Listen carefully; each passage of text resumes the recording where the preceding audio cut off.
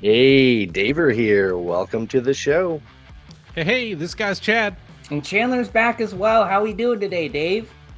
We're doing pretty darn good. Yeah, a lot of crazy stuff going on in our beloved wrestling world. I What? kind of want. Collision? There wasn't nothing much happened. Tony Khan's big announcement hasn't come yet, Dave. Come on. I don't know what you're talking about. Not much happened in wrestling this week. It was pretty quiet, Uh, pretty tame. yeah. Actually, yeah, I want to pivot to the other company. Um, In yeah, Japan? what are we gonna do about Cody?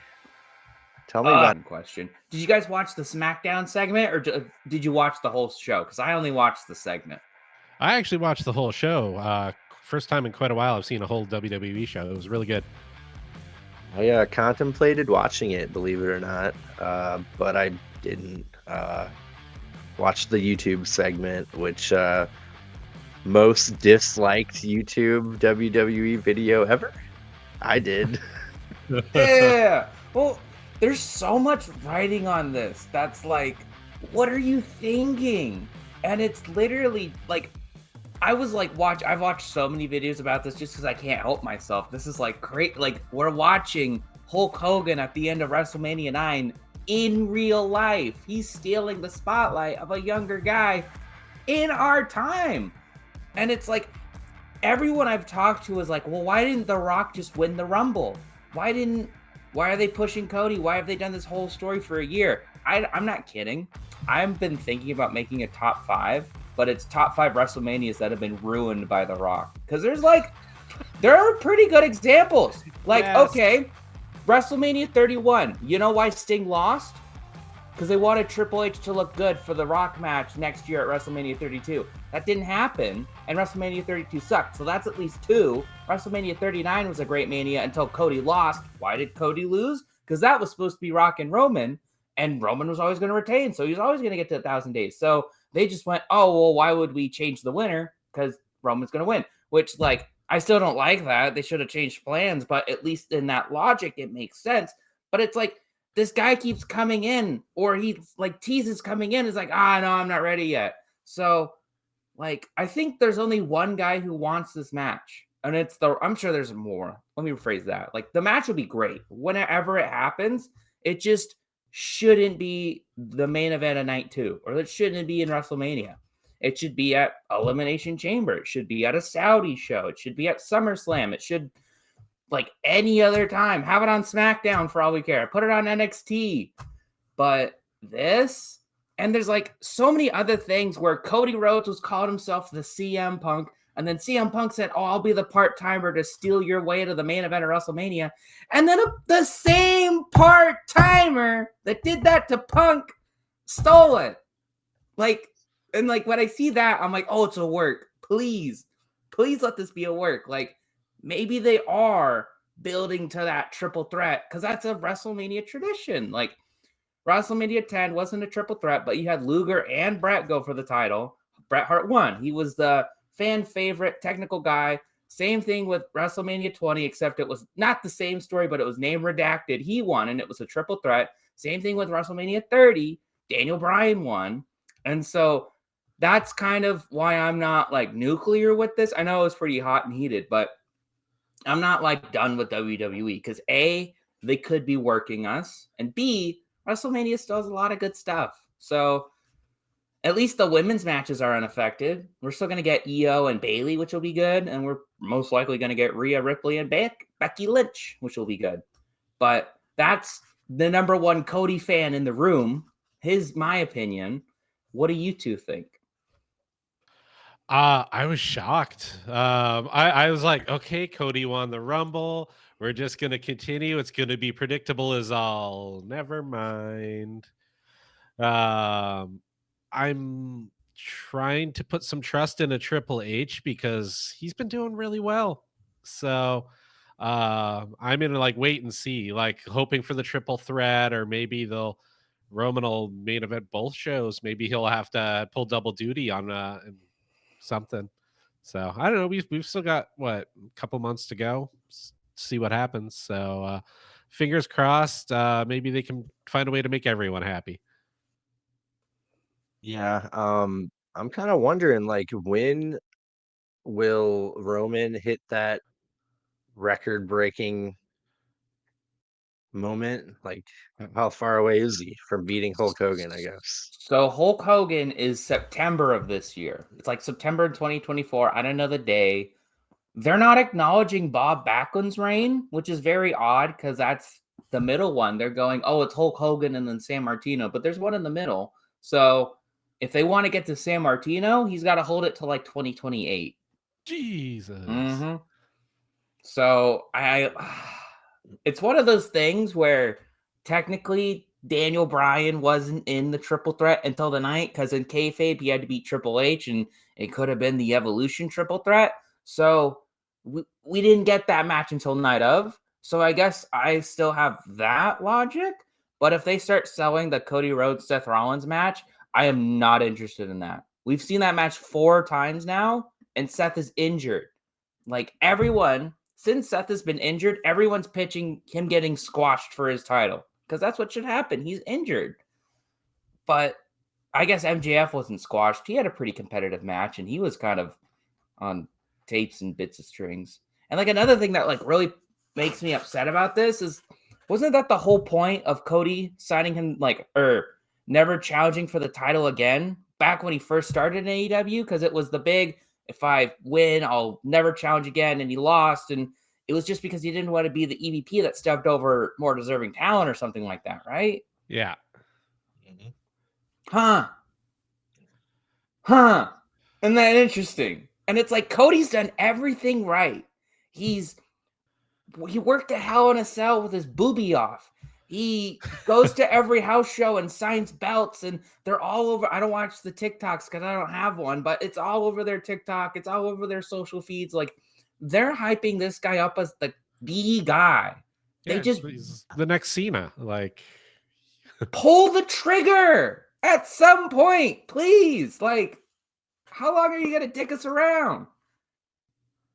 Yeah, like I'm taking the record into account, like for I think I heard that The Rock wants to win the belt. No. That's the worst. I would take Rock and Roman, just the match and Roman winning. And it could be a shit. Sorry for swearing so early. It can be a bad finish. I'm fine with that. The Rock winning that. He can't even make it through a promo. he doesn't need the belt. Like, he's above the belt. Like, he's a mega star. He's a celebrity. You don't need a title belt in that match at all. Well, Dave, you don't know this, but Cody not winning at Mania isn't just bad because, well, Cody lost and that was a big loss. It was also bad because this year of WWE since then, at least as far as their main title is concerned, has been awful. Like, it was defended in April, so that's Mania. Then it wasn't defended until August. Then it was defended in October. Then it was January. That's it. Oh man. So people just want to see this stupid title around, and they want to see it on, like, it's almost like, do Sammy so we can see it on someone, do Drew McIntyre so we can see it on someone, like anyone at this point, but it's none of them. So I don't know. I think this Raw is very important. Very, very important. And I think you're going to need to have like Cody Rhodes cut a pipe bomb, or like, that's not exactly what he would do, but something like that. Like, he needs to do something big, not just go, you know what, Seth, I think I do want your title, I guess. I think I will go for the consolation prize. And Roman buried Rollins and the title right before Cody came out, right? Yeah, because he was like, oh, like when he came out, who were they chanting for, by the way? Were they chanting for The Rock? No, they were chanting for Cody. So, of course, because that's the match. So they're big pop for Cody. He kind of talks about it and he goes, Rollins, am I right? And then no pop. And he goes, yeah, no pop. And it's like, you know, it's almost borderline on like, you don't cut promos like that because No. You're supposed to build everybody up. Not like, I didn't watch the Raw promo, but I know it was Rollins basically tearing down Roman's title. He called it the Hollywood title. He said it's just politicking, which again, people are politicking their way in, so they're right. Don't cut promos like that because it's true. You're not doing anything about it. Ugh. It's just like mental. So apparently Thursday there's some big, huge press conference where they're gonna actually announce kind of the WrestleMania or matches or something like that. And like apparently if they announce The Rock versus Roman, then it'll be set in stone on Thursday, is what Well, I've heard from old Uncle Dave, Meltzer, Wrestler Observer. to be fair, they did run with, oh, it's going to be just Randy Orton versus Batista for like the entire build of their match at WrestleMania 30. And that was where Daniel Bryan came in and they couldn't ignore the fans at that point. So that part I'm always like, plans can always change because I've been hearing this entire time for the last year that it was always going to be Cody in the main event. So that plan changed. So this plan can change, right? Like, and I was talking about this to my dad, like a lot of the reasoning for doing this is the Vince allegations. And I was like, you know what? I get it from like a certain stance because they like Fox News and like CNN reported, maybe not CNN, but I know Forbes was like, oh, The Rock is back. But then the Forbes posted a lot of articles like, this is the most disliked video on YouTube. This is The Rock politicking. So Forbes was like posting honest articles about this. So I don't think this is the media attraction they wanted because it's negative for like a different reason, a much better reason, I guess, but it's still negative. Ugh. Yeah, I thought about that too a little bit. Like, is it all a distraction? Oh, but we were saying like if you just steady the tide, like I know that's hard, but you just steady the tide and you end Mania by putting over this brand new guy, you saying we're moving on, we're moving away from all that stuff, we're pushing forward.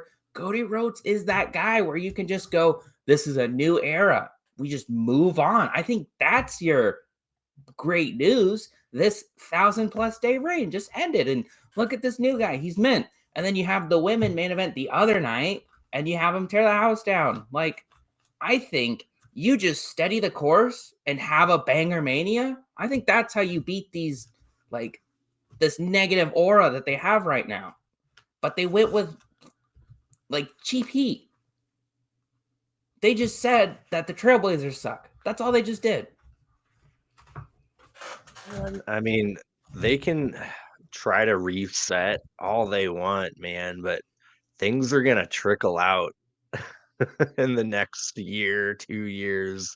Who knows, man? Like, I'm genuinely like, as a big Cody fan, I'm surprised he's still as hot from his loss last year. Right? Like they booked him well, but I'm surprised he's still the guy because I kind of thought he was done.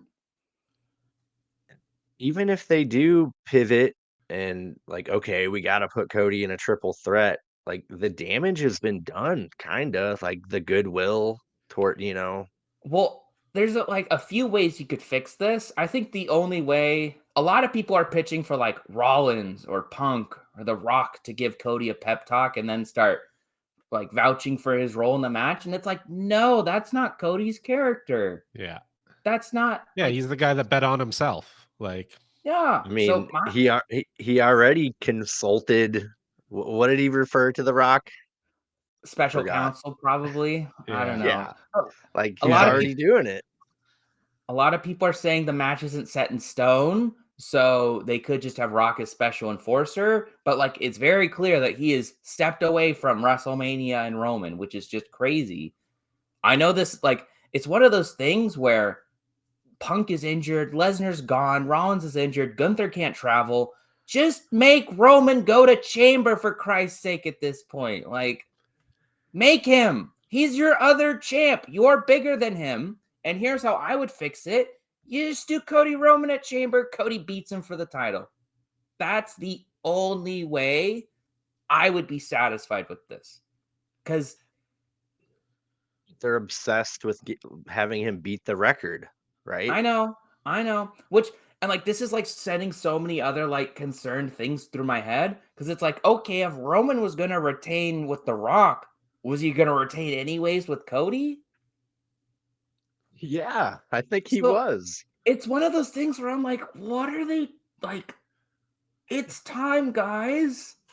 Like, pull the plug. I Yeah, know. the dude's had what, 11 matches in a year? Yeah, 11 matches last year. We're up to 1 so far. Huh? I know it's apples and oranges, pun intended. How many times did Orange Cassidy defend his title the first time? Well, I think in his one reign, 32? yeah, or something like that. I think in his 1-year reign, he caught up to Roman. And Roman had had his title for 3 years at that point, which I was like, "Huh, I thought Roman was a pretty good champ." But like that's kind of like what started mulling this reign and I'd still defend Roman's reign up until like WrestleMania 39 cuz Oh, up he's until had then, gravitas. Like he comes off as a champion. It's just been too long. well, I even think like, why would you end the Royal Rumble with Cody pointing at Roman?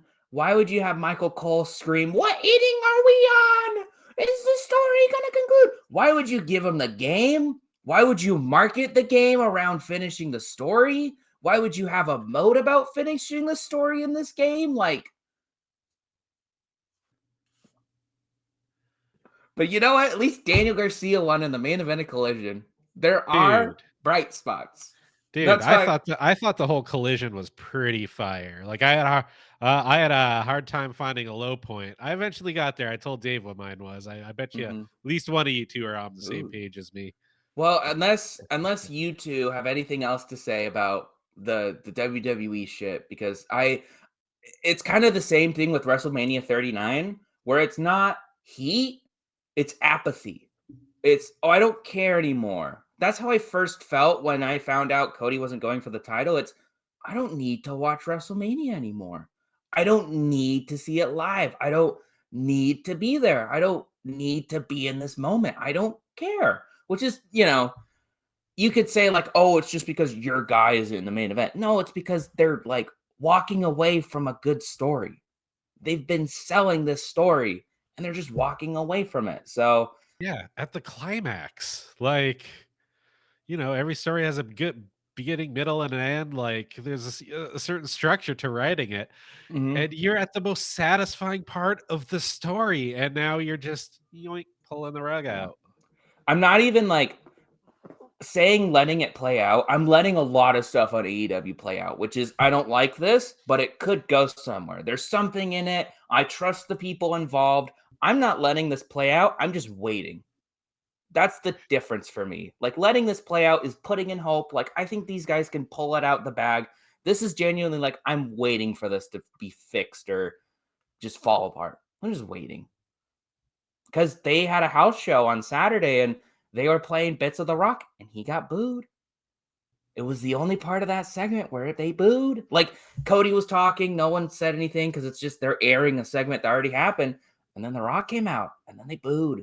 I think that says a lot. Ooh. Every single post that WWE has had, and I know it's just social media, but every post has been flogged with Cody. I think We Want Cody was trending on Twitter for multiple days. Like, I think All Elite was trending because of it. let's go. He's gonna go back. I hope ugh. I want him to do well because I think he can do well. I think he can be a star, but there's just one thing in his way, and it's this stupid guy named The Rock. No, it's a lot more than Uh, that, but Kind of a sidebar. Did you check out NXT Vengeance? Them booing The Rock's daughter. no, I didn't catch Aw. that. I mean, that's like, She's. Do you know she's the GM yeah. of Oh, so, NXT? so I Nepotism love much?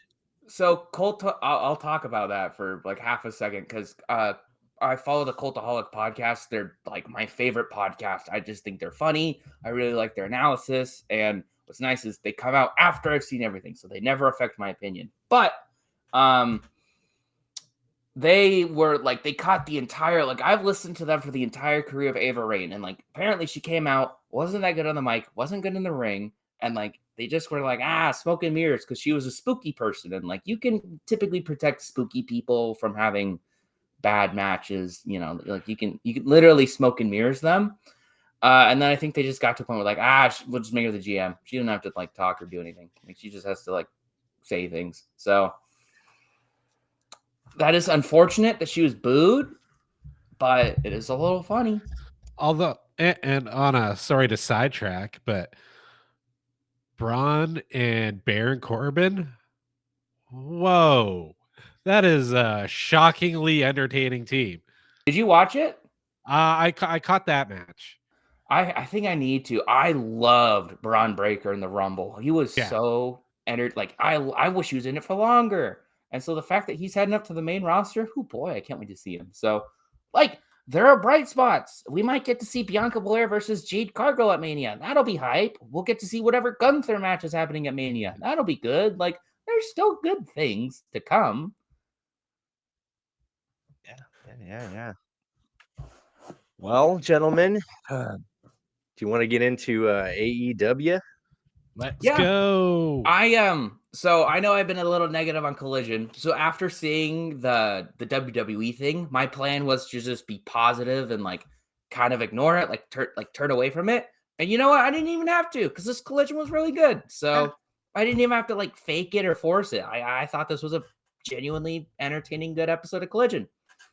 Yeah, very satisfying. Very, very. They were coming to us from Edinburgh, Texas. Started out with a Continental Crown.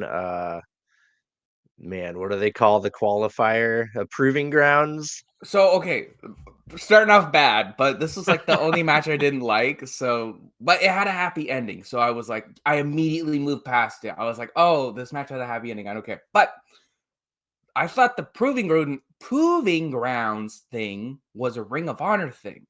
And I remember from a Ring of Honor proving ground tag title match that the Kingdom had, that it was you have to beat them or last 10 minutes. So cut to my surprise when at 9 minutes, 30 seconds, we're headed into commercial and they're not ending it anytime soon. So I just don't know, because I thought it was a Ring of Honor thing. And this is where I was like, I don't care. I think Tony Khan just heard the name Proving Grounds and just wants to use it. So, okay, I'm fine with that. Whatever. Yeah. I know what you mean. It doesn't make a whole lot of sense, but The first note I had was, at least it's for the AEW title. Like, that was my big complaint. I was like, why are we doing this Ring of Honor style match on a ring? Like, I was like, but at least that.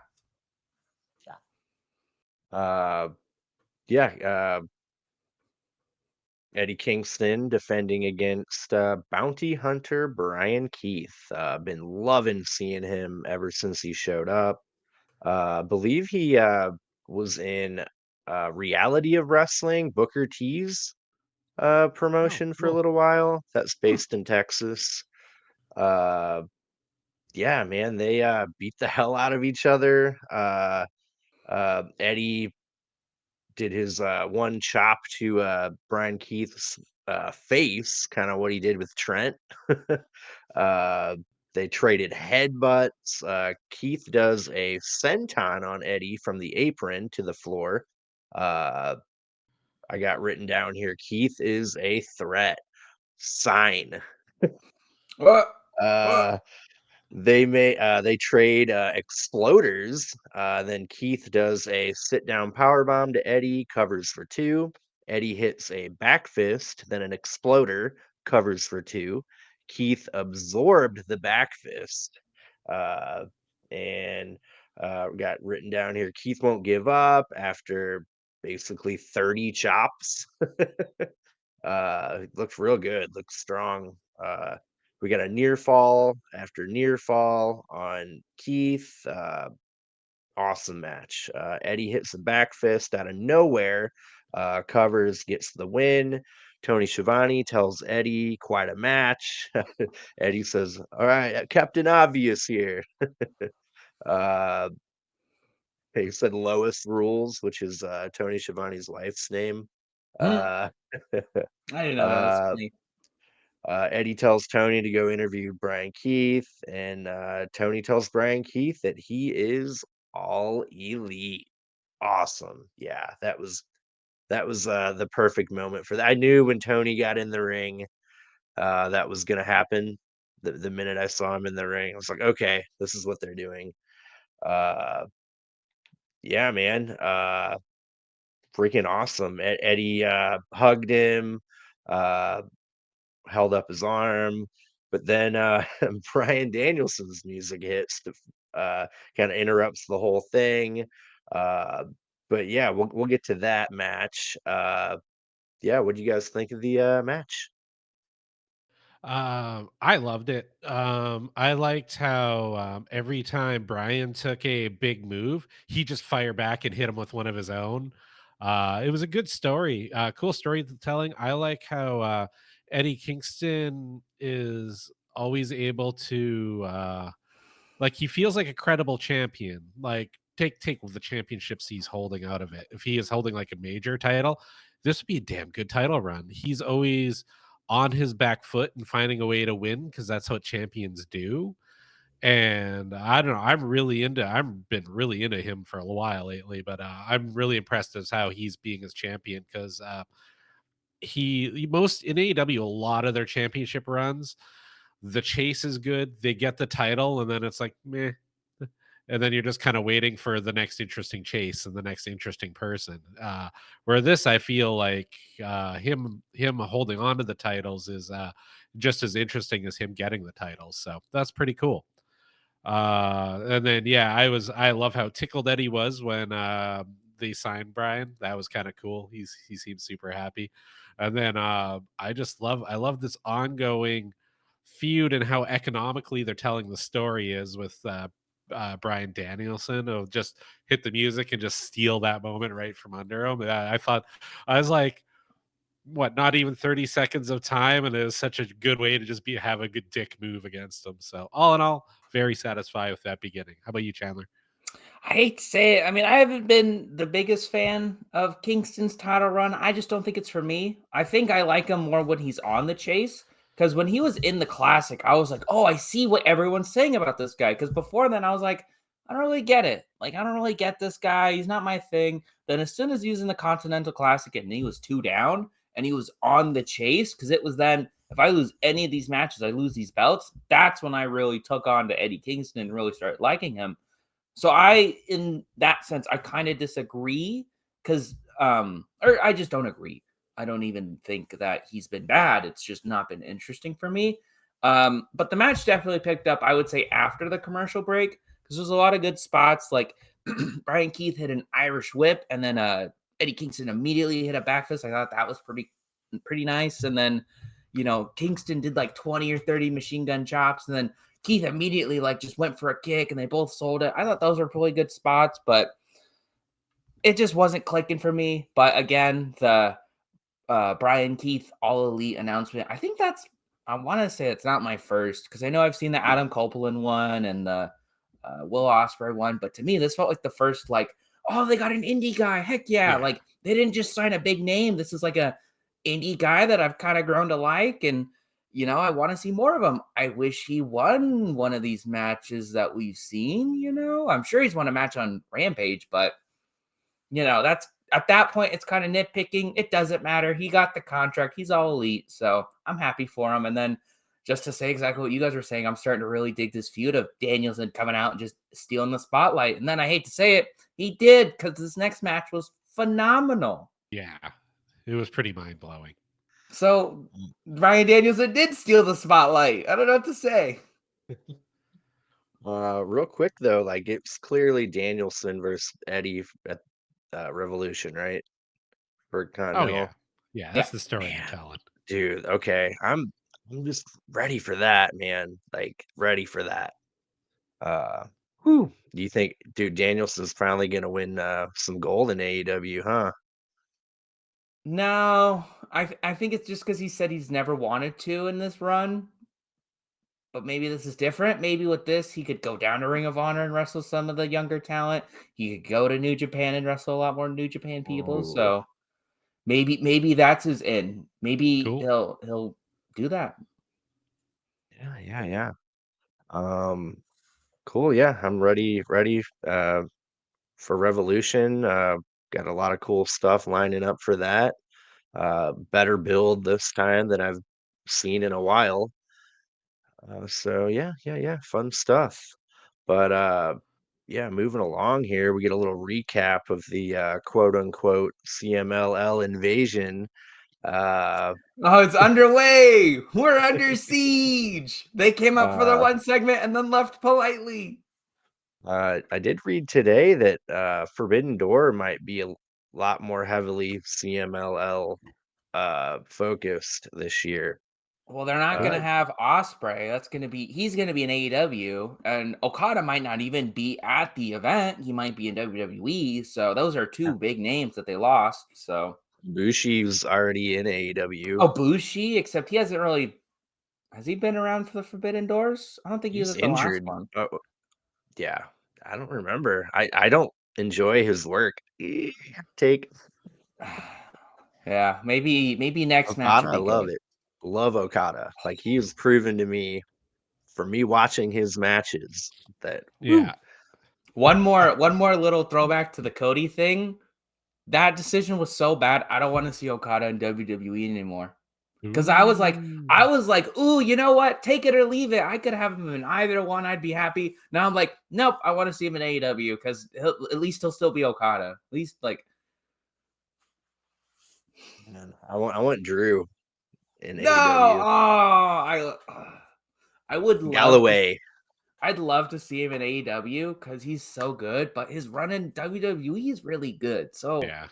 I like I hate to say it. A lot of the time when you have a big WWE guy come in for like 6 months, they're like happy go lucky. I'm just happy to be here. And then they feel like they start a character. Like Adam Copeland is just now starting to figure out what he's doing. And that's fine. I don't want to see Drew McIntyre be like, oh, I'm just happy to be here. I want to start kicking people's heads off. So if he comes to WWE or AEW, I want him immediately to just like Claymore, whoever the champ is, and be like, yeah, we're fighting at the next pay-per-view. Deal with it. Yeah. That's the Drew I want. Yeah.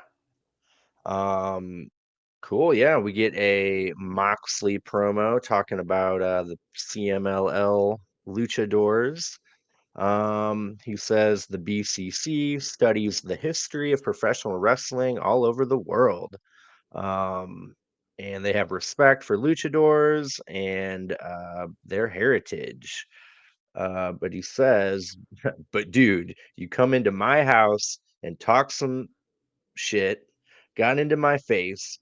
I'm not even mad, but that behavior must be paid for. AEW is like that other show on the other channel, Easy Lazy American Wrestlers. Ooh, no Don't say man. that to Gunther. He'll chop you. It's at least Says one. says no man. This is all elite wrestling, and the BCC is the elite of the elite. He says he hopes and prays we never show or hope and pray we never show up in your backyard, which clearly they're gonna do. Man, I didn't know a whole lot about CMLL. Uh, AAA was kind of the predominant Mexican promotion that I heard about and knew about. But man, this next match, woo, unfreaking believable.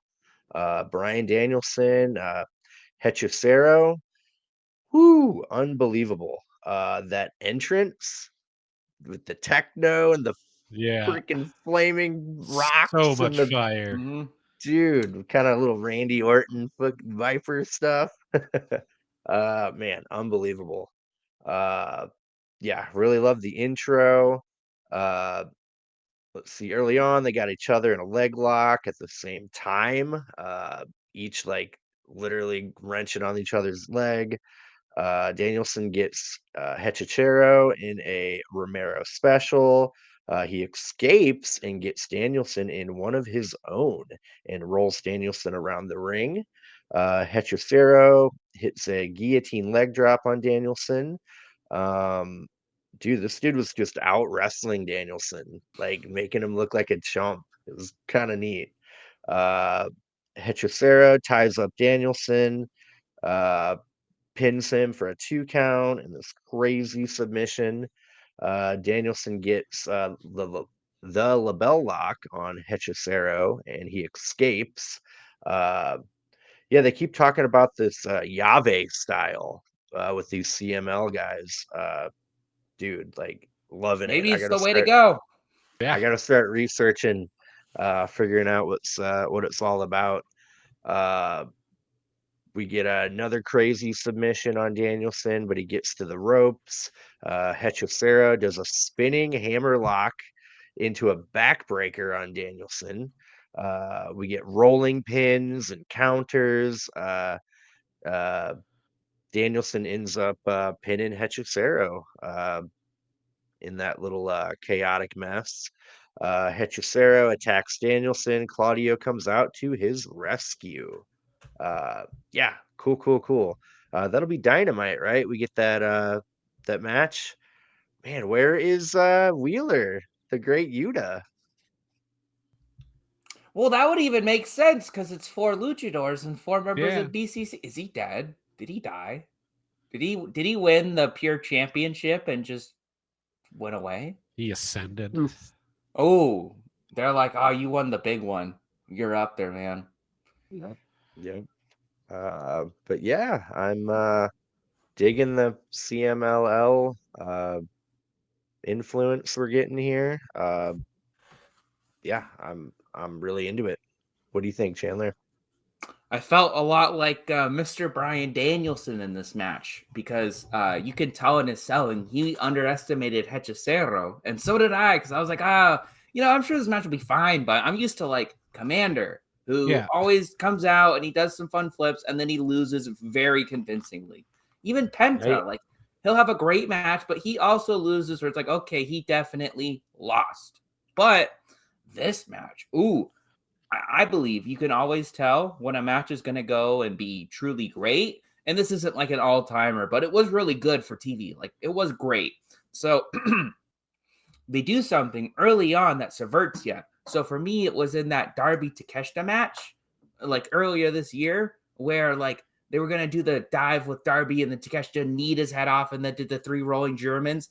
And then that was Hechicero doing Bryan Danielson's move all around the ring because that was insane. He was just kind of rolling around with him in that horrible maneuver. And I was like, oh my gosh. And at first I was like, oh, is he just like he just can't do it? And then it's like, oh no, he's making it worse. And then it wasn't just that. It was Danielson selling of it immediately because he was just like, he was scared. He was like, what did I get into? This is a bad idea.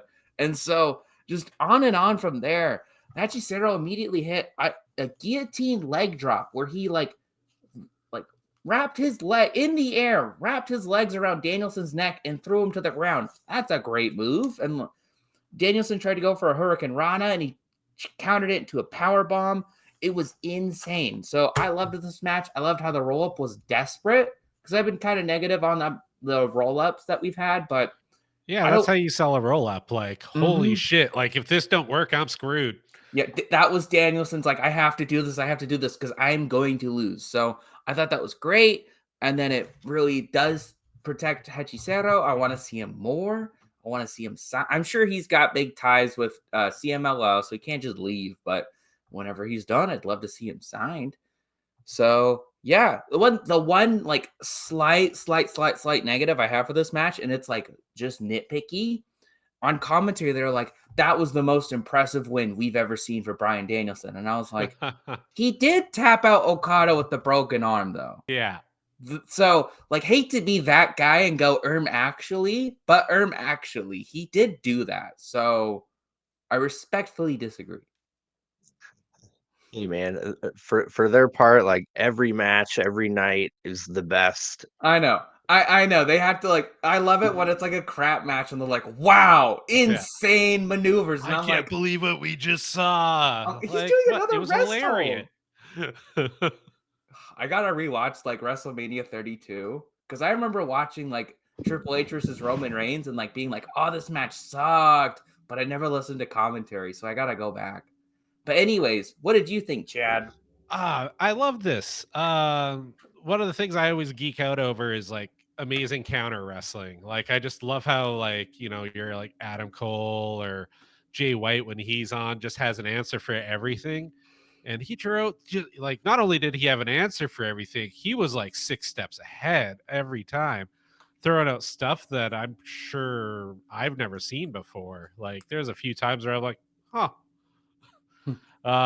like yeah, my mind was blown. And yeah, I was listening to another podcast, and there, as far as anyone could tell, this is the first time these two have ever had a match together.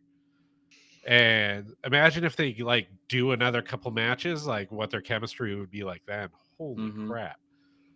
I think that's what they're just kind of doing on Collision right now is like, well, this is still Danielson's last full-time year, and we kind of need to sell these Collision matches. So, like, we'll just bring out people that Brian wants to wrestle, which was Yuji Nagata, which has Hechicero. I'm a little disappointed that they didn't announce someone for next week's Collision, but I'm sure we'll get that on Dynamite. So, yeah, I hear they want to try to get Blue Panther, which might be pretty interesting. I'm not familiar on who that is. Is that a big time? I don't know a ton. I just know he's on Brian Danielson's bucket list, so you know it'll be fire if they do get to it. Yeah. Cool. Yeah, it was kind of like you didn't quite know what we were getting into. Like I kind of have like, you know, Commander. Well, Commander's pretty darn Yeah, good, but like exactly. Gravity It's like vibes, Lucha guy stuff. Like, like oh, the okay, we're gonna Gravity see some guy. Lucha shit, and then he'll hit him with a Psycho knee, and it'll be no, that is not what happened. Well, maybe it was because he was standing in the ring with Brian Danielson, who isn't the biggest guy in the world. Like, this guy looks like your stock average 80s or even 50s lucha libre wrestler, like big strong man. I'm gonna throw you around, but he was outmaneuvering Brian Danielson. So it's crazy that someone of that size and stature is able to keep up. So yeah, more Hechicero, up the Hechicero. Yeah. Give me more. Cool. Yeah. After that, we got Lexi Nair backstage with FTR and Daniel Garcia. She wants to know, is the plan to keep the trios team alive? Garcia says they never plan to be a trio. People are calling them FTRcia, which I kind of like. Uh, he says they don't even have matching gear. But he's glad they're by his side. Cash Wheeler says he likes having one of the most rising stars by his side, and they're starting a new chapter with the patriarchy. Dax says the rankings are back, uh, and they didn't make the tag rankings, but they're on the trios rankings, and that is unfortunate for Christian and his sons. Yeah.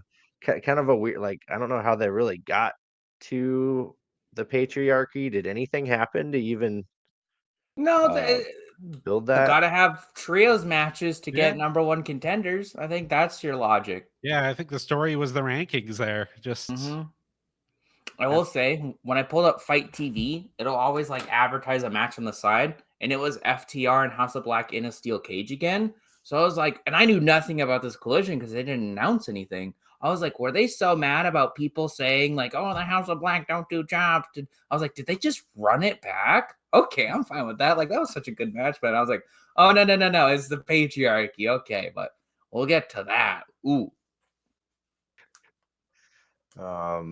Cool, yeah.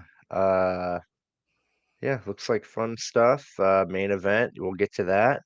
Uh, but yeah, in the meantime, we got a Hook handicap match. Oh, I'm so sorry for you too. Big he burial. what'd you do to my boys, Tony? What'd you do? How could he do this? Their gimmick is the best. And so did he ask good. Dasha to butcher their names on the intro too? Like, I almost shut it off right then. She called him Truth Turbo. Dude, she is messing up, poor girl. Has Roberts not been around? I haven't. He was I on don't feel know. like he's been Dynamite. on. He was? Okay. I know he was. He comes around for like championship matches and pay-per-views. Dasha messed up Wardlow's name on Dynamite. Yeah. Oh yeah, wasn't Mr. Wardlow. I'm sure it's a hard job, you know? Everyone makes mistakes, right? Yeah. Uh, Like, but yeah, I hate to say it, at least it's on like TV, you know? It's not on like pay-per-view main events, you know? Yeah. Because mhm, if they were messing up those, it's like, well, why are you there, man? But yeah. But yeah, we get Hook versus the Outrunners, Turbo Floyd and uh, Truth Yeah. Magnum. mhm. Yeah, I love it. Uh, yeah, Hook ended up winning with the red rum. They didn't get much in. They tried.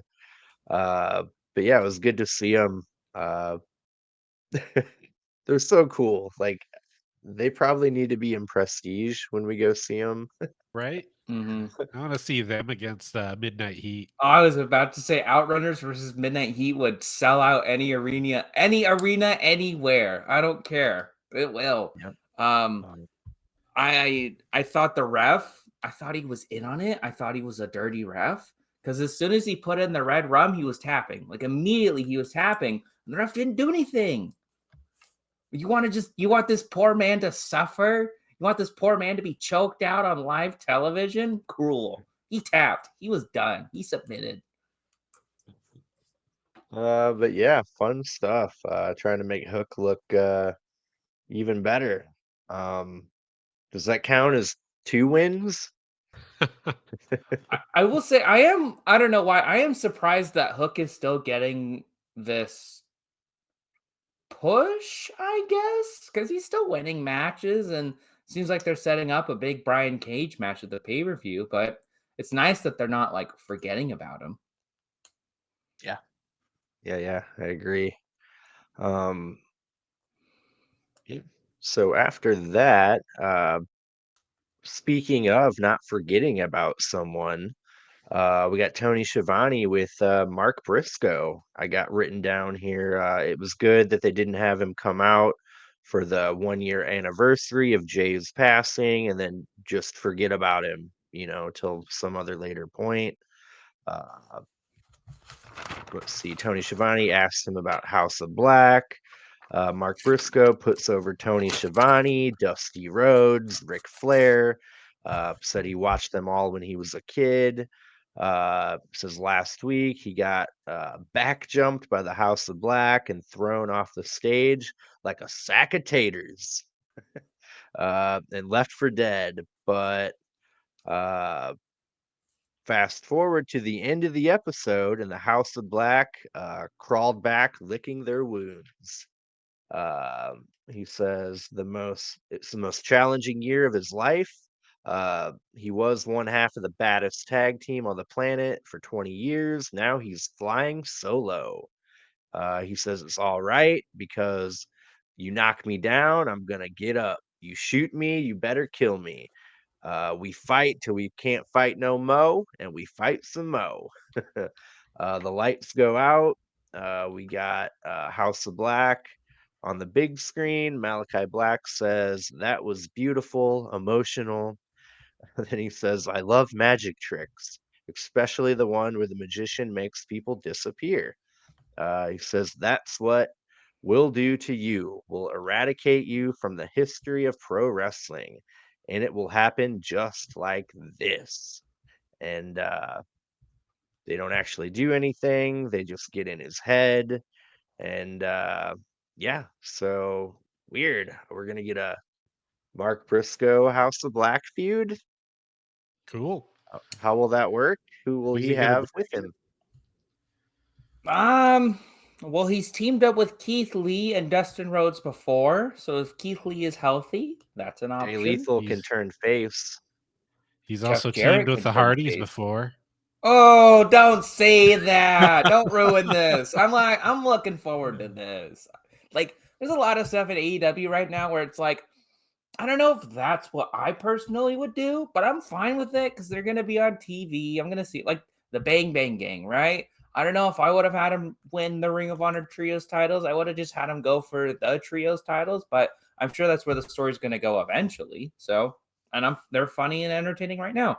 I was wondering, so obviously this will lead to at least some singles matches. Are they doing this so that Malachi Black can beat the "I don't take job" allegations? You know, I don't do jobs, brother, because that's kind of been a big thing where I don't know for sure, but I think people are like, oh, you don't really, take losses. And it kind of came out with the cage match because they announced it and they're like, oh, it's going to be a cage elimination match. And then they went, oh, it's going to be an escape the cage match. And they claimed they always said it, which they didn't.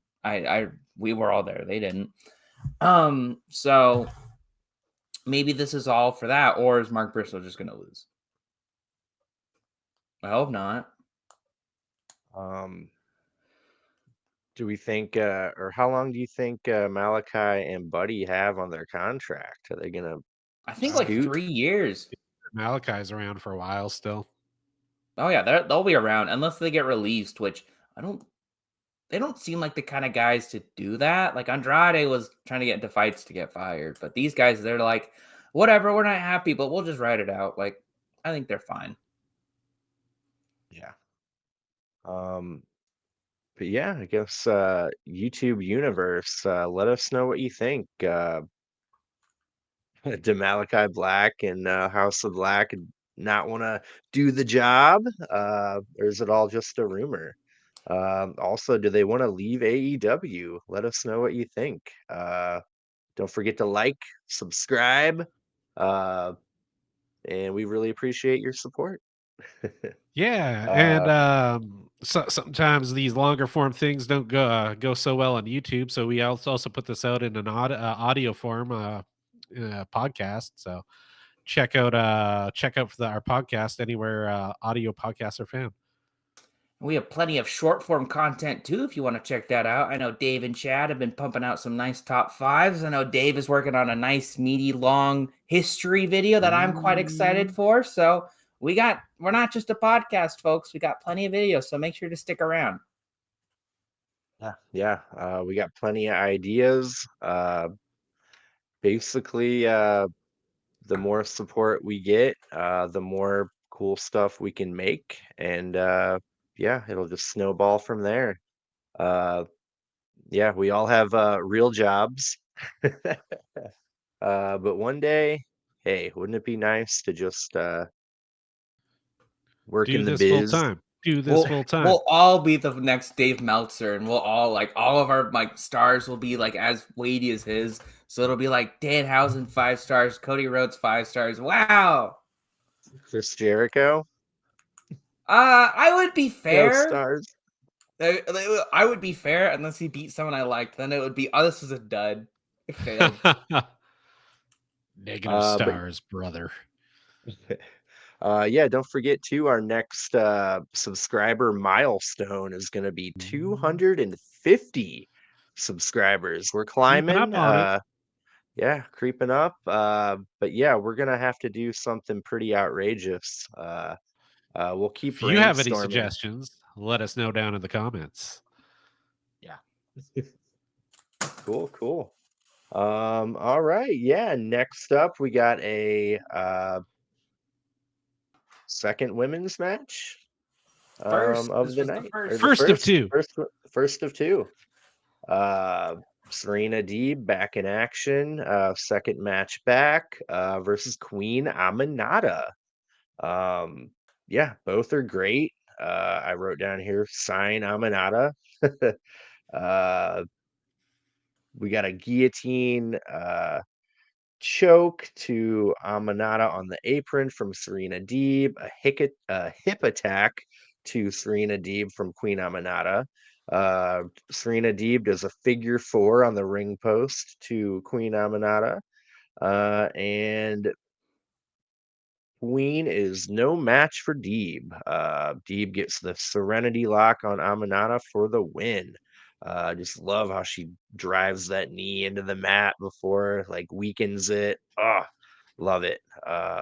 Yeah, really loving it. Kind of a quick match, but both women looked powerful. and like they belong on television, honestly. Yeah, what do you think of it, Chad?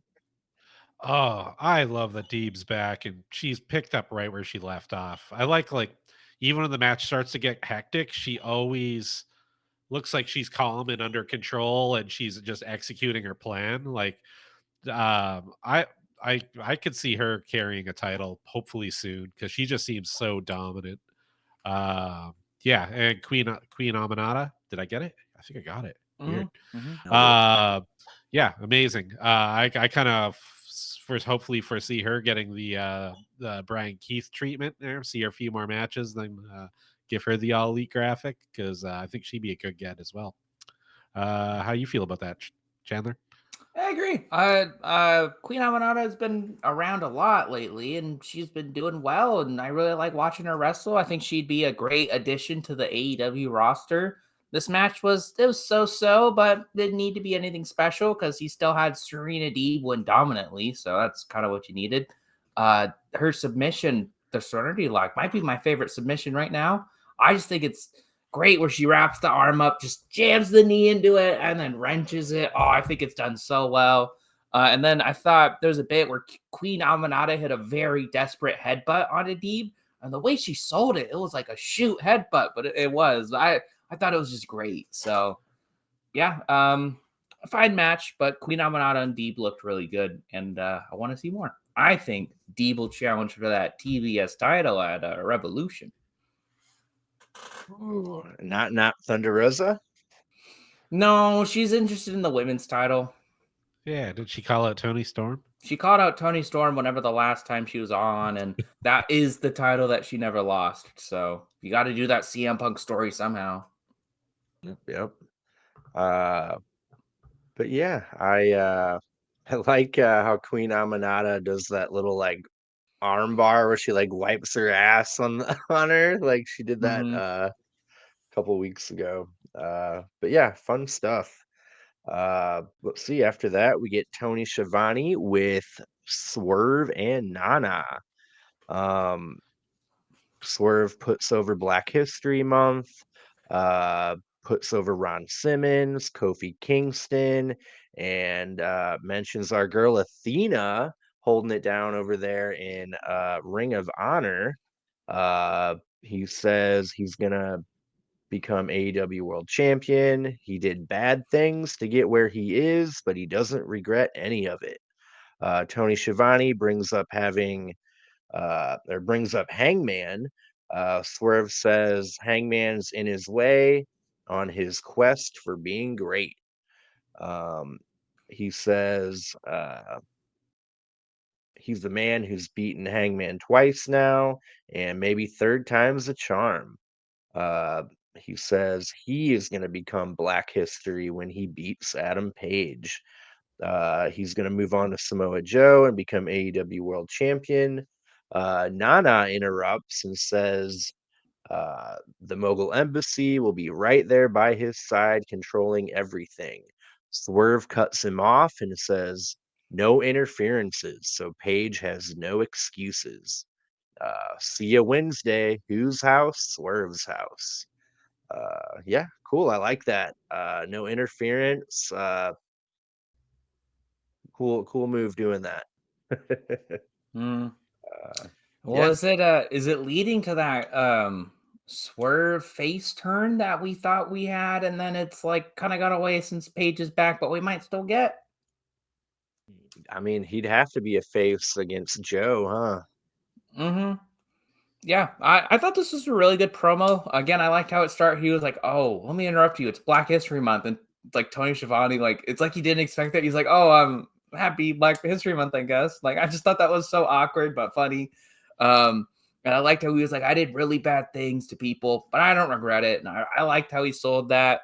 I popped for Kofi. Yeah. I was glad for Athena, but I was like, Kofi, my boy. And then Ron Simmons, lots of WCW talent mentioned on the show. But other than that, and then the stipulation of them not interfering, I really liked that. And it also sets with the fact like, oh, they could interfere and make Swerve mad, but I think this will be everything's leading to this being a big time draw and being a triple threat, which is fine. That's what everyone wants. Yep. Yeah. I think I say this every time, but every time he comes out, he just seems like a big deal. Like even just a quick promo, and the whole time I was just like, damn, this guy he feels like the next world champion. He just holds himself that way. So he just needs to keep doing more of whatever he's doing. And I think the no interference thing is a good call. Have a straight up I don't know, you guys think it's gonna be a win, loss, or a schmoz? Ooh. For the match next week? Yeah. Oh, I think it'll be a time limit draw. Been a while since they've done one of those. It'd be pretty dope. Mm-hmm. Man, oh man. Yeah. Yeah, time limit or a DQ, I guess. Do you Yeah, guys think now with everything, who do you think's winning that triple threat? What are your thoughts? man, oh man. If you had to pick someone right now, I know we might not even get I it. think Joe retains, then he loses it Yeah. 1-on-1 against Swerve down the line. Yeah. See, I was when like earlier this year, I was all for Swerve, and then I found out we were doing the triple threat. I was like, no, it is better for Joe to retain and then hold off because it'll be a longer reign. He'll get a few more matches in with other people. But I think with all this Cody stuff, I'm gonna pitch some AEW pivots here. Ooh. I think you put that belt on Swerve a month before Mania, and I know it's ambitious to say you suck the wind out of WWE because I don't think anyone could, but this is like the closest you could get is you just go, hey, we got this really good guy, Will Ospreay. They're probably gonna have Mercedes Moné. They might have Okada. So you got all these people in potentially, and you just say, we're putting it all on Swerve. He wins the title. Boom. And I know it's like different because Samoa Joe and Hangman Page are nowhere near the levels of kind of controversy that Roman and The Rock have right now. But again, you just make that big statement a month before Mania, you might, you might tip some scales or something. And that big mantra or what he says of, I want to be the first black AEW champion, that doesn't matter to some people, but it matters to a lot of people still. So that could get some, again, you're a month before Mania with this. So I don't want to rush anything. If they have a much, much better story to tell that'll end at Double or Nothing or Wembley, tell that story.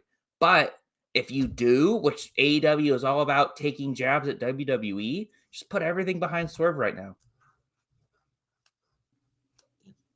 Yeah. That'd be a bold statement, wouldn't it? Yeah. Month before Mania. Like it's kind of getting perfect for him. But I'm probably get more eyes on the product. I'm also still in the fact of like, oh, if Joe retains, I'm so fine with that because I love Joe. If Paige wins, that would be entertaining if Paige somehow wins and then Swerve has to beat him. Yeah. I think my first choice would be Joe retaining, second would be Swerve, and third would be Hangman. I would agree. I think Joe retaining makes the most logical sense and is best for biz, but I'm thinking like you just strike while the iron's hot. But it's not like the iron will still be hot by Double or Nothing. So yeah. Let's see. Revolution will be before Mania. Yeah, that's what I'm thinking. Like, if there's this big uproar about them screwing over this next top guy and the big brand, just look at the second biggest brand. They're elevating this guy to the moon. All AEW has to do is not screw someone over. Do the complete opposite. Well, I want, again, the other crazy pivot pitch I have is you on Dynamite. Because, again, this is kind of set up in that Darby and Young Bucks segment where they're like, ooh, we'll get his attention right before the main event or like somewhere in the show. They just go, oh, you know that tag title match you had? We've like accepted that on your behalf. So we're going to fight Ricky Starks and Big Bill for the tag titles on your behalf tonight. And they take the title match. Then I'd be fine with the Young Bucks winning because then you go to Revolution, Sting and Darby win, Sting gets to retire as a champ, and then Darby finds a new partner. That's the other pivot pitch I have. And I I've been annoyed by the Young Bucks lately. I would love them if they did that. Oh, that'd be the right kind of heat. Like Mhm. that's like just good old fashioned heel heat. I'd be into that actually. Because that's a member of the upper management stepping in on someone's title opportunity in their big finale. Like it's almost too good. Yeah, yeah. I like that. Yeah, yeah. Yeah, I love Swerve, Hangman. Uh, would you compare Hangman to like loosely like the Drew McIntyre spot in any ways? Like he's like Mm, Drew a is like main eventer. Drew's fully heel. Hangman Page hasn't done Well, anything heely yet, yeah, I like mean at not all. not as far as heel or baby face, but like Oh, as far as the spot that they're in, like they're Yeah. main eventers. They're not like The bottom of the upper card. yeah, yeah, yeah. yeah. That's kind of where I I'm would coming agree with from. that. I would agree with I that. see a lot of similarities in that sense of like how they're used and He uh feels like he could whatnot. be at the top of the card if like things went bad. You could put Hangman Page or Drew McIntyre in, and boom, it's fixed because you got a top guy right there. But he's just not the top guy. But he could be. Hmm. They both could be. Yeah. Cool, yeah. Just kind of how I felt about it. Cool, yeah. After that, we got Tony Storm. Uh, she says, Deanna Perrazzo, you're technical, huh? You're not the only one who can be technical. See? And she slaps Luther. Didn't see it coming. Mariah May asks if Tony watched her match on Saturday. Tony says, when you've seen one women's match, you've seen them all. Oh my God. Uh, and for Deanna, I will see you. I will hear you. I will sniff you. I will taste you. But first, you will see me. Luther, book me a public workout. It's time to show the people just how technical I am. And she needed gauze and cranberry juice. Uh, I didn't overthink that. I don't know. Yeah. This was a segment where it just kind of hit me like because he had Swerve, who is my favorite wrestler in AEW right now, and he cut a really good promo because it felt real and it was, good with his character. And then literally next segment, you got this pantomime Tony Storm nonsense, which I also love. So I was like, it just kind of hit me. I was like, these are like back to back segments. Look, I love it. Maybe just don't do that because it's messing with the Jarring. it's messing with the tone here. Like I took Swerve so seriously, and then you have Tony Storm cutting in and just being silly and saying, "Oh, once you see one women's match, you've seen it all." Like you can't just follow up with that. But like overall, this isn't gonna matter. It was just like jarring, but it was still funny. Yeah, love it. Love Tony Storm. Uh, man, I'm going back to your pitch, Chandler, about her like snapping out of it for Yeah, just a brief moment. I think that would work so good. like the last minute or so of the match, she's like, "What? Where am I? Like, what's going on?" And she's like, "Deanna, like, what? Like, what is this?" And she's like, "We're in AEW. We're having a match for your title." And she's like, "Huh? Okay." And like she like grapples or whatever, and like she still wins. And then as soon as that music hits, she's back. And it's like, oh, and it's like it doesn't like, that's what I would like. I'd That'd be like her to dope. get like hit with a devastating move to like bring her back to normal and then get hit with another move that like Huh. That would be brings her funny. back. Maybe you do that like later on in another match. Like this is like she wins and she's immediately back, but then it's like you do it like early on, she gets knocked out, and then she's like, "Oh, what the heck? I'm back again." And then knocked out again, she's immediately back Yeah, on, I back like to that. timeless. I like it. Because it's very clear that this is a psyche break. She's not an actor. This is Yeah.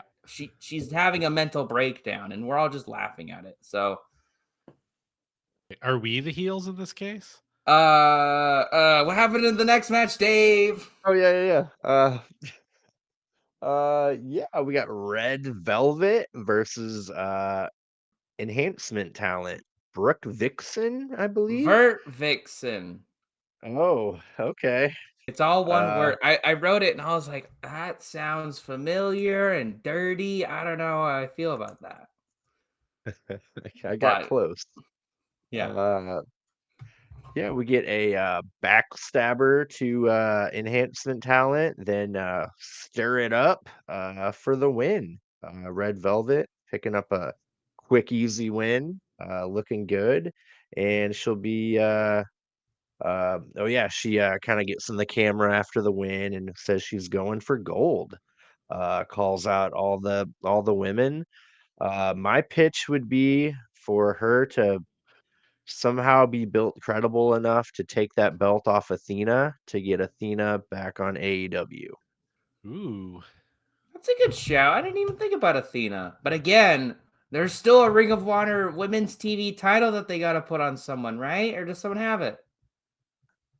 I Red don't Velvet know, can win that. She can have a big old long reign with that. but that wouldn't get Athena freed up, Yeah, yeah. I'm dude. just, Like, I'm being the devil's advocate here, I guess. I'm Tony Khan. I'm shutting down your pitches like, well, I got this other belt. Come on. Maybe they can put Athena's belt onto Eddie, so he could just have another belt. Ooh. No, they make another Ring of Honor women's title belt and then they put that one on Eddie. So you can have 4 belts. whoo. Anyway, we got our main event. Finally, some Finally, stars. woo. FTR and Daniel Garcia versus Christian Cage, Kill Switch, and Nick Wayne. We get Daddy Magic on commentary, which I love even more every time I hear him. He's getting really good at the play-by-play too. Yeah, it makes my Real nipples hard. fluid. Mhm. Yeah. Real fluid. Sounds great. I like Nigel. I wrote down here. He mentioned the GFY School of Parenting. Christian Cage should start. Uh, let's see. We got Nick Wayne slapping Dax, but Dax tags Garcia instead of slapping him back. And then when we got Nick Wayne and Garcia together, uh, I got the 3 Fs here. It was fresh. Uh, it was, or let's see, it was fast, it was fresh, and it's the future. I was thinking of the future because they were in Yeah. the little, or they were the ending segment. I was like, this is the future. This is pretty cool.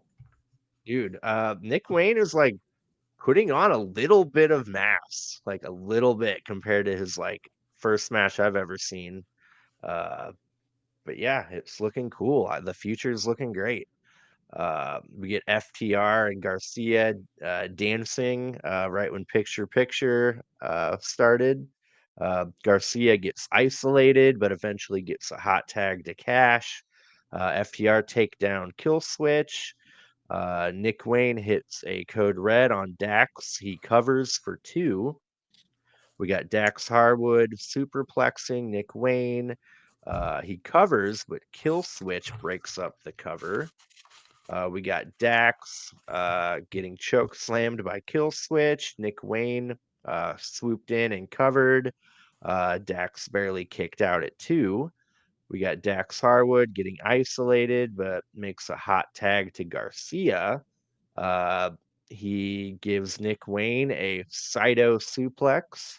Garcia and Cash each give Nick Wayne and Kill Switch 10 punches to the head in the corner.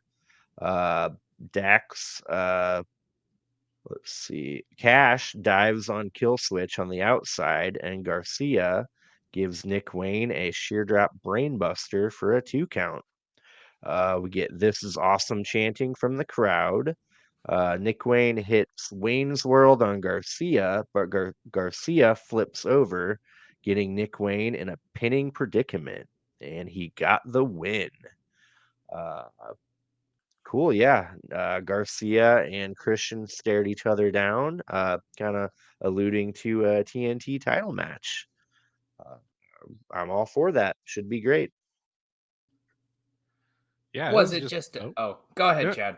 I was just gonna say, yeah, this was just a good wrestling match, like a really good trios match. You know, it wasn't super story heavy. It was just a lot of really good characters and a lot of great action. It was a good showcase, like you guys kind of said, for the future. Garcia and Wayne, who I guess have actually fought a few times on the Indies too, like as far back as like when Nick Wayne was like 16 or something crazy like that. So yeah, no, I had a good time. Like I call this a popcorn match. I was just happy to just sit there and watch and just be like, wow, that was cool. And yeah, that's how I felt. What were you about to say, Chandler? Oh, I was gonna say it wasn't just a stare down. Couldn't you feel the intensity? I just loved how Daniel Garcia looked at him. Like they were all holding their hands up, and he just wouldn't stop staring.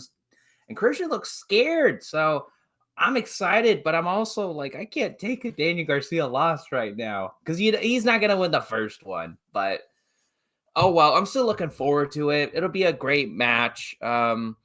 Early on, I was like, I'm not going to be able to keep track of everything because this is a 25-minute match and it's 6 people. So I'm just going to enjoy it, like Chad was saying. But them doing the dance meant a lot. I always love it when someone does the silly Daniel Garcia dance. And that was probably the best. A lot of it was like Nigel on commentary, which I was keeping track of, which was always funny because during picture in picture, one of them, like, Nigel was like, "Oh yeah, everyone's chanting for Christian every week," and then he finally comes back, and then Tony Schiavone's like, "You're the only one chanting for Christian. I want to on the record once again. I'm chanting for Christian always, so that's 2. Nigel's not alone. I just love him so much. He's doing so well right now. Mr. Cash Wheeler, I think Nick Wayne was going for his Wayne's World, and he caught him and hit him with a juicy power slam. I thought that was amazing. And I don't know. I really didn't have anything else to note about this match other than Garcia's pin. That's just a finisher now, right? Like, I don't think it's a roll up anymore. That's how he's won like every match. So, like, that's basically his finisher. But yeah, so looking forward to the future of this. It felt like a fresh start, but actually, though, it was a really fun match, and looking forward to more FTRcia versus the Patriarchy potentially. Ooh, possible prediction going into your idea of him going for the TNT title. Maybe he's the next person to answer the Cope Open to try to get in on the rankings and push Copeland down. That'd be kind of cool. Yeah, I'd be all for that. Yeah. I think they're setting up a Daddy Magic heel turn in this match. I don't know if you heard, but it could have been just like bantering or just whatever, but it genuinely did kind of sound like Nigel McGuinness was convincing Daddy Magic of the patriarchy's greatness. And by the end, maybe I'm just getting worked as always, but I was like, he kind of sounds like he's into it. So, and like, I also got little bad vibes from FTR in this match. I don't know if you got them, like they're a little jealous or something. Like maybe I'm reading way too much into it, but like I just feel like this is like Sami Zayn in the Bloodline. I feel like something's gonna pop, and I don't know what. So I don't know who's, and I don't know if they're setting it up, so I don't want to get anyone's hopes up. But it feels like somebody's gonna turn on Danny Garcia. Huh, I wasn't catching those vibes, but interesting. Now I'm gonna keep my eye out for it. Could have been just me. Maybe it's like FTR are just surly men, and so no matter what they look like they're mad. And so they could look at Garcia and be like, "I'm so happy to work with you, man. I think that we're a really good trios match. I think we're a really good trios team." And like they were being honest and sincere, and I just took it the wrong way. But all in all, pretty good episode of Collision. Yeah, I agree. I kind of needed something positive. A lot of people are kind of been taken out of the wrestling world. Like even Conrad, the podcast king, was like, man, he didn't even want to like watch. He's like, should I stop like watching wrestling? Like, because of the whole lawsuit and all that stuff, like made him so sick to his stomach, and he got over it. Like, but he was going like, I don't know how many multiple podcasts he does with different former wrestlers or whatever, but he had mentioned it on quite a few of them. that it just made him Wow. took him out of it. So I think that's fair. I wouldn't say Conrad is in the biz, but he's definitely at least researched it, known it, and been around it. Like Yeah. I'm just saying he's not in it, but he's been around it for decades at this point. So he's on that Meltzer scale. So he knows. And so for him to be like, I might step away, I think that says a lot. Yeah. I mean, Ric Flair is his father-in-law. Oh, I didn't even know that. What the hell? He's in the business, He's in the Chandler. biz. Yeah. What do I He know? He's is in the like he owns like the original winged eagle, the original big gold belt. Yeah. He's got a badass collection. Oh my Wow. god, yeah, I guess I don't yeah. know as much about Conrad and Thompson as I thought. I thought like, see, I still wouldn't like as much as Dave Meltzer knows or claims to know. I still wouldn't call him in the biz. He's around it. He's a part of it. He's not in it. But it seems like Conrad is a little bit higher up. But yeah, He's Andrade's brother-in-law, wow. basically. I would definitely say that I wasn't really looking forward to Revolution and Dynamite and Collision. I'm starting to look forward to it. I think we've got clear paths and maybe a match or two might not be my thing, but for the most part, I think it's been a good build and I'm looking forward to it. Yeah. That's fair. We need to figure out the TBS title. I'm sure that'll be Dynamite. Something will happen to trigger that. Yeah, what other titles do we got? Well, trios that could potentially be the number one contenders versus the acclaimed. Um, Or the Bang Bang Gang might turn on them before them. Yeah. Turn on them before then. That's a mhm. possibility. Yeah, yeah, that would be a great. Man, I don't know. It's too Actually, early. I think there's too much they can do with this faction and they don't know what to do, and so they might just have them turn. Yeah. So that's I'd like him to drag it out to like all in, do something big out at that. maybe that's what the match is. Like they have at least a couple pay-per-views where they work together. You could do a big 12-man tag for Forbidden Door. That would be really Ooh. good. Think about all those names in there, like Jay White, Billy Gunn. You could have 3 people from New Japan, 3 people from CML. Wow. Forgetting about the most obvious opponents that they forgot all about. Everyone forgot. Who Well, dat? Adam Cole's still injured, so they're not gonna do that. The I Devil think Dumpling Gang. that's another. Man, it was so awesome when they came out immediately and they're like, "Oh, we're coming after you," and then it was like, "Ooh, we might team up," and then they forgot. But it's also like, if I was beat up by these guys and then I saw what they were doing, I wouldn't feel the need to get my revenge because they're goobers right now. Yeah. So it's like Yeah. it's like if you saw your high school bully and he was like homeless and like asking for money for fentanyl, you wouldn't really like, you're like, nah, I don't need to like win. I already did. So Yeah. Right, right. Yeah, yeah. Kind of relating to our main event. I think I read that Cash Wheeler will definitely be having to deal with his charge for I Yeah. forgot about that. Yeah. assault Yeah. with Those are moving brandishing a forward. weapon. He could have to maybe miss some TV time too, they're saying. Uh, so yeah, could we get Dax and Garcia teaming up for a while? That could be fun. I don't know. Maybe that's something they're setting up as a backup. Like, hey, they're already together. Garcia's already over. FTR is over. If we have to pull Cash Wheeler out, we can just say, oh, he's injured, and then sub him in. They're in the tag team division now. Like, you can easily do that. Yeah. Yeah, yeah. Yeah. Want to talk about that big announcement? What we think it might be? Mercedes Monet. I read a pretty interesting article. It had like 5 possibilities of what it could be.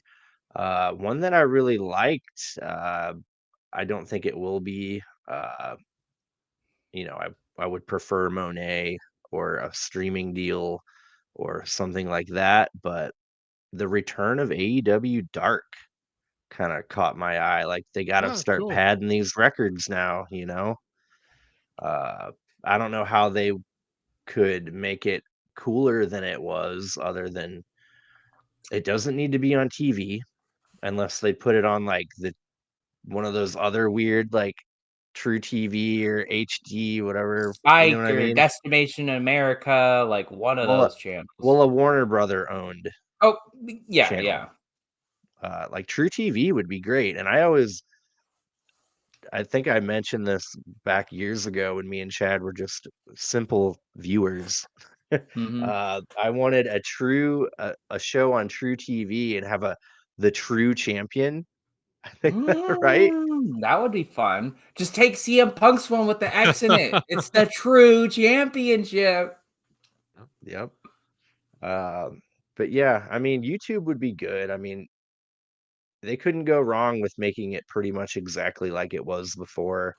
I liked that they were at the old what was it, the Orlando Yeah, set.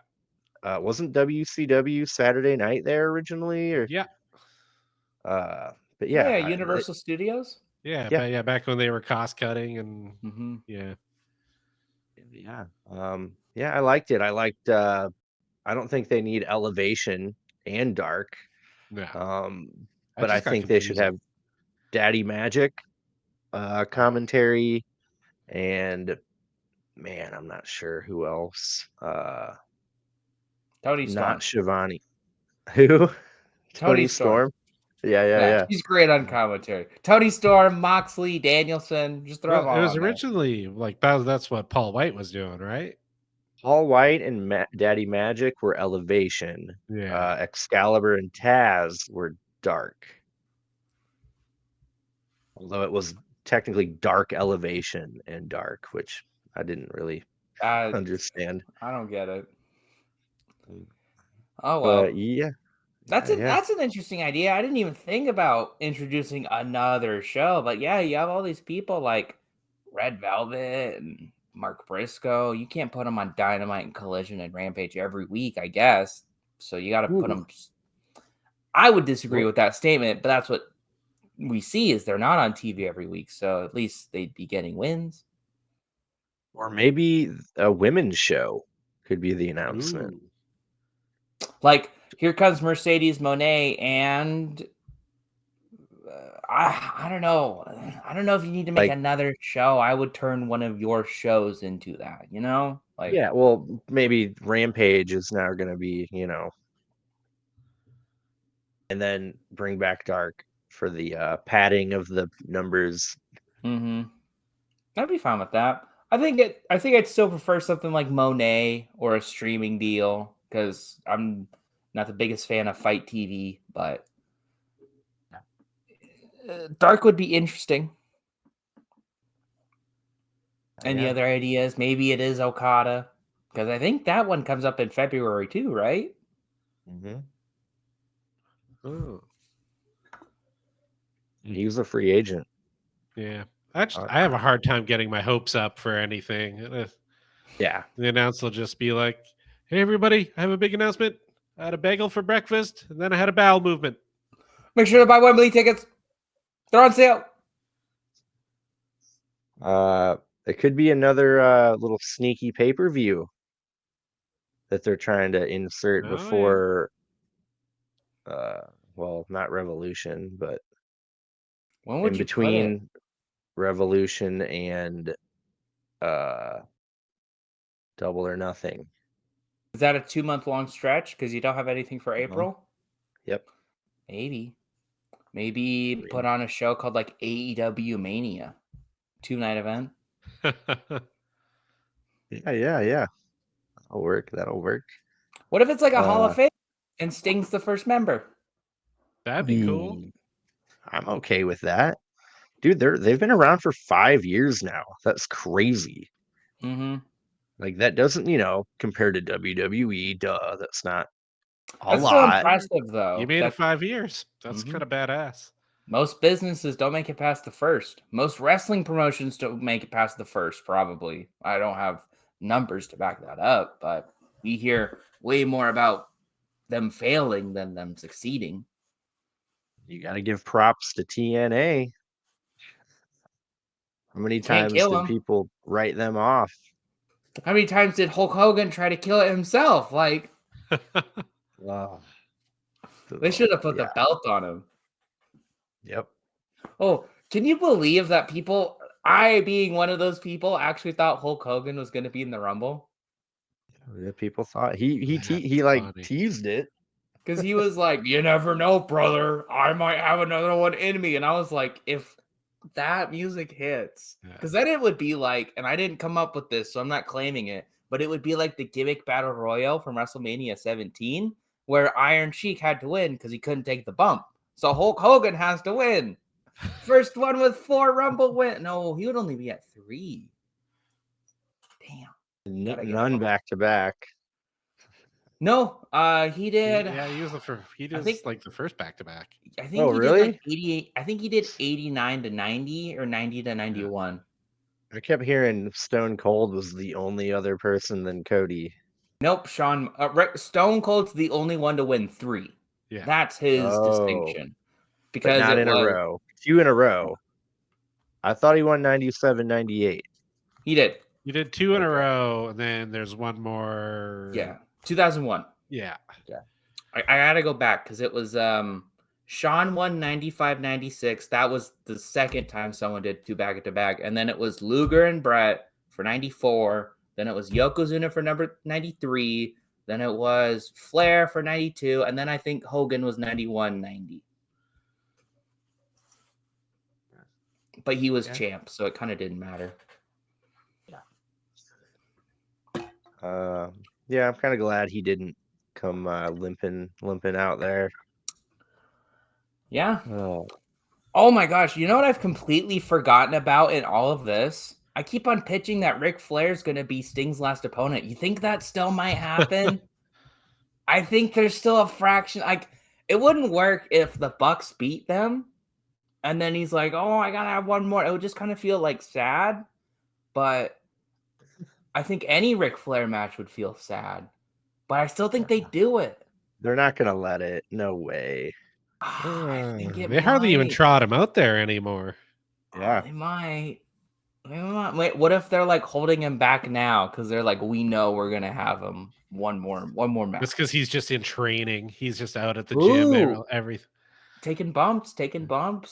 That's where Jay Lethal's been. Exactly. Someone's got to train. That's where Jeff Jarrett's been. Dude, I need Jeff Jarrett wrestling a damn match on my television. Let me just tell you. It's been a while. Get him in that triple threat. Make it a 4-way. Make it a King of the Mountain match. He's undefeated in those. Yeah. I love Jeff Jarrett. My God. Cool. Yeah, not a lot of AEW news. I've been like really trying to look for some. Nothing too big. Mr. Will Ospreay's supposed to come in soon, but we say that every podcast, so it's whenever he shows up at this point. Yeah. He'll be there. Yeah, I think they're gonna try to build anything for Revolution for him, or is he just gonna like have a cold thing, almost like surprise opponent for him? This Jericho Gallus stuff. I think that's the only thing that could be built. That is the only thing that could be building to, because no one's like, unless it's like the Cope Open, where Adam Copeland is like, oh, I don't have a match. Like, let's say they do Garcia Christian for the TNT title at Revolution. Copeland's like, oh, I guess I'm still not up the rankings. Oh, whatever. I'll have another Cope Open. That's where Mr. William Ospreay comes in. That would be good. I'd be down for that. So yeah, you have 2 possible ways right now that they're selling, or they could just have him come in and go, all right, find me an opponent. Would they risk making Copeland have to go all the way to the bottom again by losing to Ospreay? It's just an idea. There's no way Ospreay's losing that. What? Copeland wins, brother. Brother, he ain't doing that JOB. Yeah, I don't know. I think I hate to say it, it all kind of depends on this Jericho match. I think so much That's is writing for depressing. this stupid Jericho match. That is so depressing. You could have just kept him off of TV, Tony Khan. Get him a new gimmick. Yeah, next Jericho match. He should walk out. Then just The Rock should walk out and put his arm around him and walk him back in. And then The Rock should fight Takeshita. I do love this meme now of like The Rock coming out and taking someone's title shot and like giving him a handshake, and like I like that now. Like Did you watch? Swerve Did you beat watch? Hang. Oh, Go ahead. Go ahead. I Go was ahead. just Swerve Mexican beat standoff. Swerve beat Hangman like clean as a whistle, and then The Rock will come out and be like, "I need that title shot, brother." Oh my god. Did you see that where they dubbed Christian Cage saying "Go F yourself" when Rock leans in and whispers? Oh, that's funny. I just like all the like guesses of like what did The Rock say to him, and he's like, "Oh, can you go charge my phone in the back? I forgot to. Like, can you go get me a cup of coffee?" Oh, Dude, Cody looked like a dumbass. A dumbass. Like the damage is done. Even if they're gonna pivot or that was the plan the whole time, they damage was done. He looked like a moron. there's again, the point is there's a million different ways you could have gotten to this match, and they're taking the worst way. Yeah. So Felt bad for him. And I hadn't felt bad for him in a long time. oh, you're feeling feelings for Cody. That's how good he is. You're getting worked, brother. This is real life Well, adversity. secretly, I just want him to be all elite again. Do you think Rock was like, I don't know, man, you haven't had enough adversity yet? I think he could do with another year of 2 it. years. 2 years. He's been fighting for this. How about the years and years of him on the indie making their competition? How about that? Like, can we count that too? No, it's He had not to be enough adversity. Stardust. He had Yeah, to be Stardust. how far back do we got to go back? But no, it's not enough for this guy. Yeah. Handsome Cody Rhodes. I want to say like Oh, what adversity did Roman Reigns have to go through, right? Because he was pushed to the top immediately, but he was booed for like 4 years straight. So I've always had this like theory. I've never really talked to anyone about it because it's just complete like psycho schizo stuff. But it's like, what if they had some agreement with Reigns, like we're gonna make you like in that 2000 and like late 2010s run where he's getting booed at every show he's at and like he's getting horrible treatment. They're like, you gotta bear it now. On the back end, we'll give you something. And this is that something. This is that payback for those years and years of boos. Not like WWE is like, sorry, we put you through that. We're gonna let you beat Hogan. You'll be third in that list. man, No, keep I have going no back. basis. Oh, what were you saying? Well, I keep going back to like how dumb he looked. Like they made him look dumber than he did with a rubber chicken 3 feet from his head in the middle of the ring, trying to pretend like he's knocked out. Like somehow he looked dumber on SmackDown than that. Like I couldn't believe it, and like you could see it in his face. He wasn't hiding anything.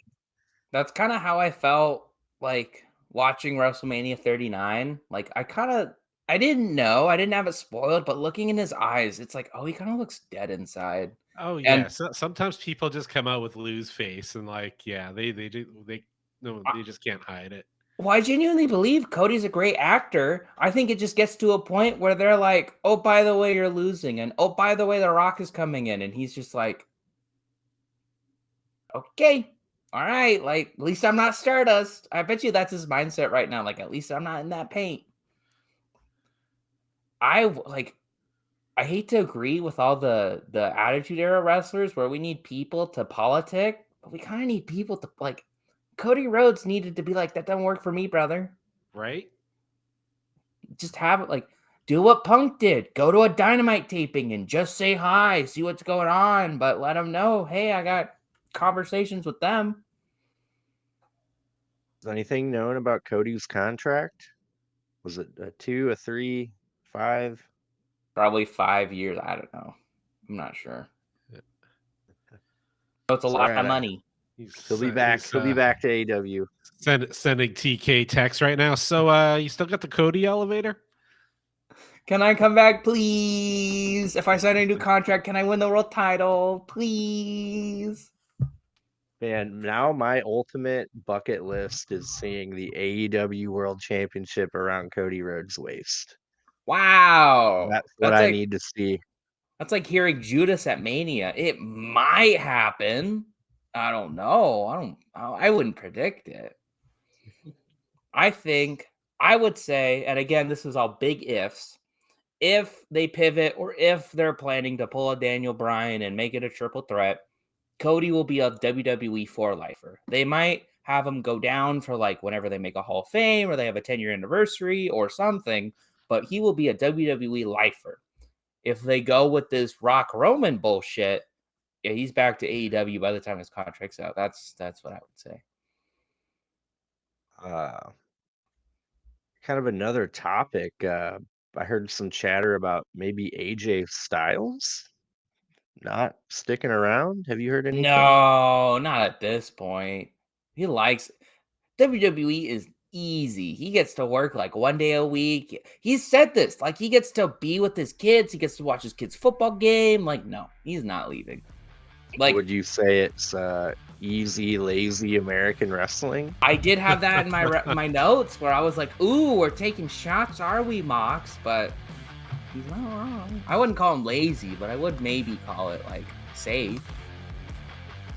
But yeah, whenever I do go back and watch it, it always takes me a minute to like get back into their match style. Like after watching so much AEW, I'm always like, okay, like for them, it's like the drama, what happens in between the moves, the facial expressions and the acting. Like it's not just a million miles a minute. And like I still enjoy it, but it definitely takes me a minute to like quit staring at my phone and shit. Yeah. Where's the Poison Ranas? Where's my Frankensteiners? Where are my Burning Hammers? Oh, they're not gonna do that. Except for Bad Bunny, he gets to do whatever he wants. He could probably start hitting pile drivers if he wanted to. True. Oh, all right, gentlemen. You got anything else to add to our amazing show? No. I think I'm spent. What do you guys think about this WrestleMania debacle? Who would you have? Would you have Rock and Roman just carry on? Do you want to see Cody and Seth wrestle again? Because there are people that are like that. There are people that just think Rock and Roman is the main event. It's the end all be all, so it should. And then to some people, Cody and Seth is satisfying. I am not those people, but they're out there. Cool. Well, I think we'll leave it at that. Yeah, let us know what you think. Don't forget to subscribe, like, and yeah, we'll have another Dynamite review coming up a bit later in the week. Cool. All right. Thank you, Chad. Thank you, Chandler. Thank you, Dave. Yeah. Yeah. All right. That'll do it. And thank you all for watching. And have a good one. Bye. Peace. Bye-bye.